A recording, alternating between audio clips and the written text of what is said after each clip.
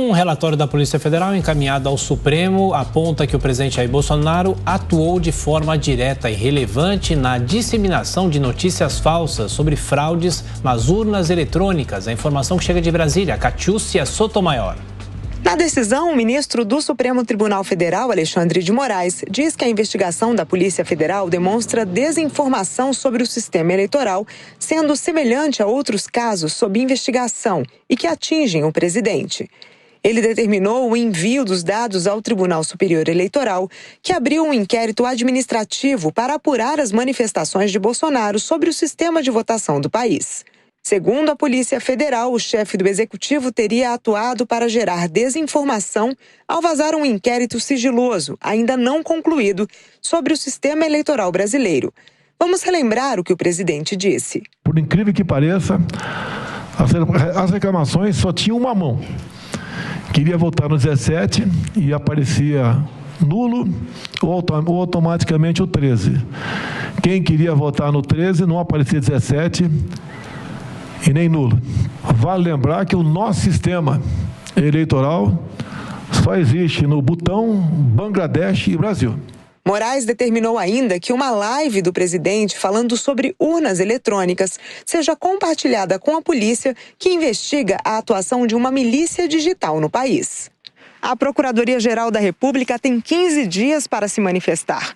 A PGR precisa definir se recomenda o arquivamento do caso, a continuidade da investigação ou a denúncia do presidente. Se decidir por denunciar Bolsonaro, caberá à Câmara dos Deputados avaliar se autoriza a análise da denúncia pelo STF. Se o processo tiver andamento, o presidente pode se tornar réu no Supremo.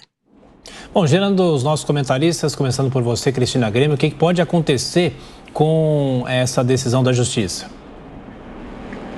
Bom, primeiro a gente precisa lembrar que o presidente só pode ser julgado com autorização do Congresso. Então, para mim, continua sendo muito barulho por nada. Alexandre de Moraes peitando aí. A gente teve, na semana passada, na semana retrasada, a conclusão do inquérito da Polícia Federal sobre vazamento, o suposto vazamento de informações de inquérito sigiloso, aquele inquérito que apurava a invasão hacker no TSE, e a conclusão foi a de que não havia sigilo. Isso já foi demonstrado, tanto pelo ex-delegado quanto pelos autos. O sigilo foi colocado sobre a investigação depois que o presidente Bolsonaro e o deputado Felipe Barros, que era o relator da PEC, do voto impresso na Câmara, depois que eles trouxeram a público essa informação da investigação da Polícia Federal sobre um ataque hacker ao TSE, que carimbaram lá no inquérito como sigiloso. E até o escrivão, não sei se é escrivão exatamente, mas enfim, o funcionário da Polícia Federal, o agente que decretou o sigilo, já prestou depoimento e também falou isso. Então, o Alexandre de Moraes trazer isso de novo à tona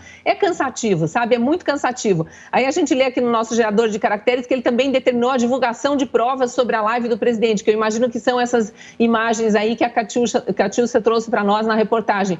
Ora, quem assiste às lives do presidente, tanto os apoiadores do presidente, quanto os brasileiros que querem estar informados direto na fonte, porque sabem que na imprensa nem sempre vem todas as informações a respeito do que o executivo faz, quem assiste essas lives, os próprios jornalistas que por ossos do ofício assistem, já sabiam de tudo isso.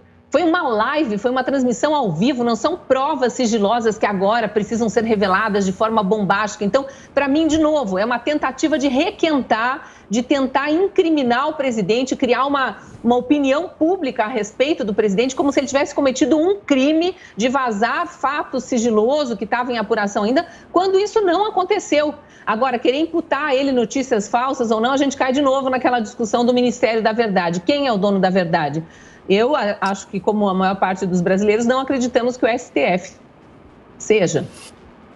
O presidente tem atuado sistematicamente para destruir a credibilidade do sistema de votação brasileiro. Não se trata simplesmente de defender uma mudança no sistema de votação com o uso do comprovante impresso, como se fez no passado. Isso é perfeitamente legítimo. O problema é que o presidente usa de informações falsas ou distorce informações para defender a ideia e colocar reiteradamente a pulga atrás da orelha dos eleitores de que o sistema de votação pode ser violado ou que a pessoa possa votar em um candidato e o voto e para outro, como a gente viu aí nesse trecho de uma live do presidente. O que acontece nessa determinação de Moraes, além dessa solicitação para que a PGR se manifeste a respeito, e é muito provável que isso na PGR acabe apenas sendo engavetado, é que Moraes também determinou o compartilhamento dessas informações, desse relatório, dessa investigação, com o TSE.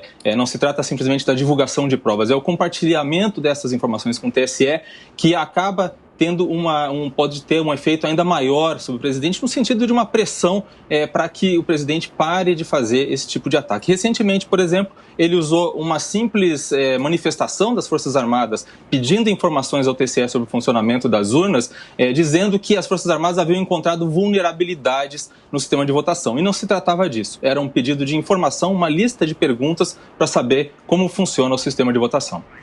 Olha, esse sistema do compartilhou prova, devolveu prova, pediu, remeteu. Isso é conhecido na política como nós com nós. Você combina o jogo e vai mandando, vai criando fatos em torno do nada, né? Como a Cristina colocou bem aqui, Diogo, esse é um assunto que não deveria ser um assunto. Esse é um não assunto. Quando você não dá crédito ao que uma pessoa está dizendo, ela cai em descrédito. Aliás, como aconteceu com vários órgãos da imprensa brasileira. Essa é a consequência.